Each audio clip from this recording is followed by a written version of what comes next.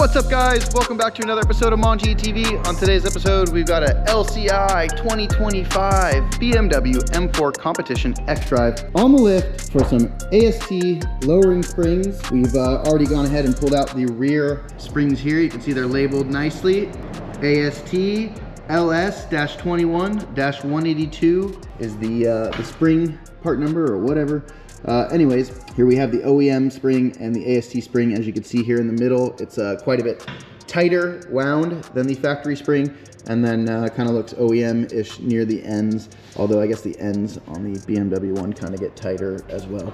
Nonetheless, the spring is actually, it seems to be about the same length. It's a little bit shorter overall length, but slightly stiffer spring rate, and should lower the car just the perfect amount. As you can go watch in some of our other videos, I believe we have an H&R video up and maybe another video as well doing some springs on a G8X platform. We won't be going as in-depth as we have in previous videos, as you can go watch those, but main thing is going to be, getting the car hoisted up using some type of pole stand to support the lower arm here, removing your shock bolt and your outer pivot bolt. On this side, on the driver's side, there is a level sensor here, which needs to be undone. You want to make sure to do that. At that point, you'll be able to remove your bolts and pull your spring out. Then you can swap over all the corresponding pads and isolators, which we have done. We'll go ahead and get those installed. Same thing kind of goes in the front. You're gonna disconnect all of the connections here at the front, the sway bar end links. This being an X-Drive, we've gone ahead and removed the bolts here for the axle. The car is obviously lifted up. We'll be going ahead and removing the top strut bolt, which we'll show you here in a bit. There are some panels that cover the top strut bolt area, which you'll need to remove. We've gone ahead and done that. Once we get these lowering springs installed, we're also going to be installing this super sweet Mishimoto oil cooler, our lower skid plate, protection plate, and we've got some spacers as well. We're going to be throwing on this car. That's going to be it for now. This customer does have an exhaust and some other stuff we'll be installing on the next video of this car, so be sure to stay tuned for that. But right now, Morgan's got the driver's side spring in. He's aligning his eccentric camber bolts here to get that all correct. The shock bolt is in. We'll tighten that once we pre-tension it. We're gonna get this in and snug down. The outer bolt technically doesn't need pre-tension, as it's a swivel bearing, where the shock bolt does need pre-tension, so something to note. You wanna make sure to push the suspension up all the way as far as you can get it before the car starts to lift off the lift or on your jack stand, and to which at that point it'll be perfect to snug everything down. The torque for these guys are 175 newton meters for the outer and 100 newton meters plus 90 degrees for the shock bolt. So let's get that done.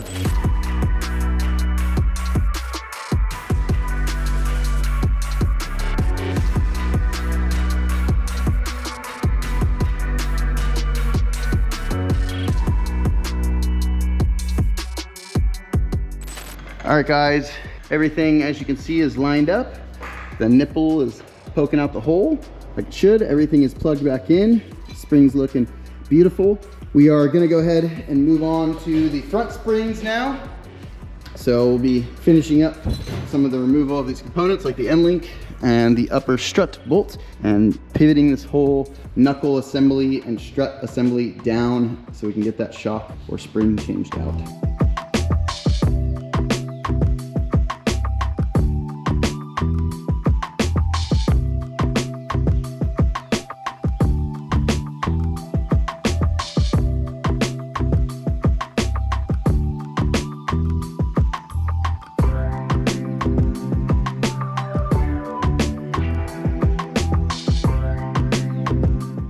All right, guys, as you can see here, I've gone ahead and tipped the whole strut assembly outward. Morgan's gonna go ahead and grab the new spring so we can swap them over real quick. Pull this bad boy off.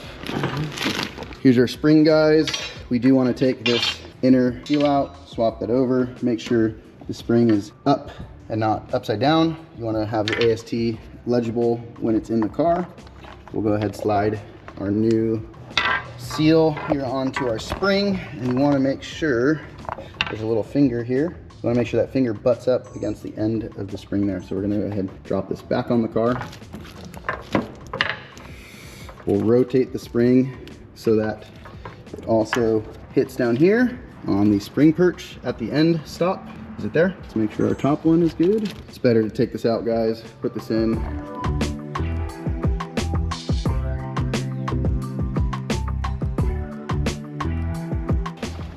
There we go. Seated nicely. All right. You got the spring still on it. We got the upper strut nut on.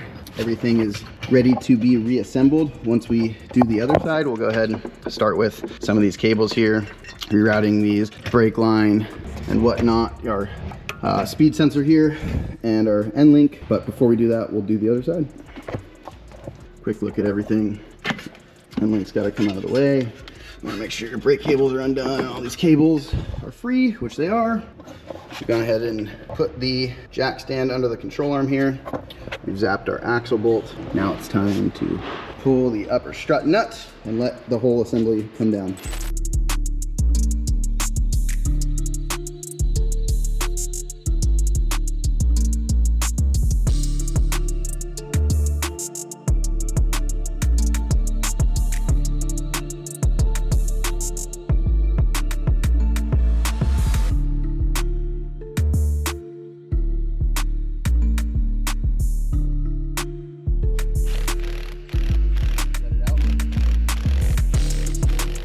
Guys, there it is, installed. We'll go ahead, put everything back on where it's supposed to go. We'll show you the final look there. The torque on this upper strut nut is 44 Newton meters, and same with the sway bar end link. So we'll go ahead and get that torqued. I got to look up the axle nut torque, but I believe it's 250 foot-pounds or something like that. So we'll go figure that out real quick, and then we'll let you guys know. All right, guys, all the pop clips are in. Our seal here for our EDC connector is in and correct. It is a little tricky to get these as this wire is pretty short. So the trick is kind of folding everything back, making sure that the connector on the actual shock is straight. On this particular side, we actually had to loosen it and pivot it, as it would have been too much twist on the connector. So something to note. This side on the driver's side is all put together and good. We will be taking it up here so you guys can get a better look at the springs. Everything is clipped in as it should be. We'll take it up for one final look, give it a quick inspection. We also torqued the axle nut down here. As you can see, she's been marked already. That's 210 Newton meters plus an additional 90 degrees. So that is to spec. Felt very nice.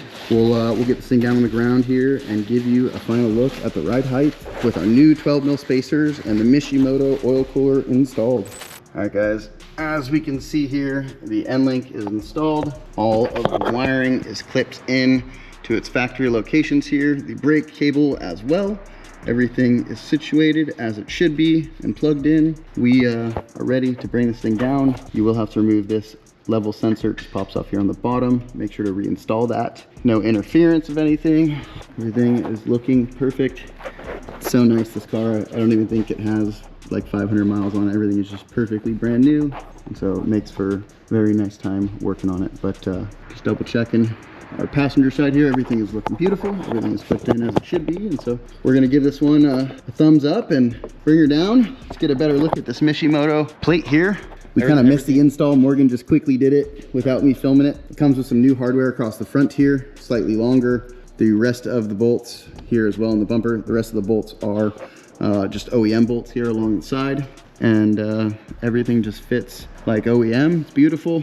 Very nice upgrade. Helps a lot protect the oil cooler from parking stoppers or debris in the road, or just overall just being low and, you know, speed bumps and whatnot. So that is a very nice addition. I think everybody should consider getting, whether it's for their G8X, F8X, or even your E9X. Yeah, anyways, everything's looking great. We're gonna go ahead and bring this car down, give you guys a final look at the ride height. We've got our 12 mil spacers here in the front and 15 mil spacers already on in the back. Should make this thing much better looking, more flush looking, and in the next video, you'll be seeing us remove and install some Gessie cats, a Active Auto equal length mid pipe, and a GT House muffler. The car already has full M Performance carbon package, which is very nice. So enough talking about it. Let's bring her down. Let's take it for a test drive.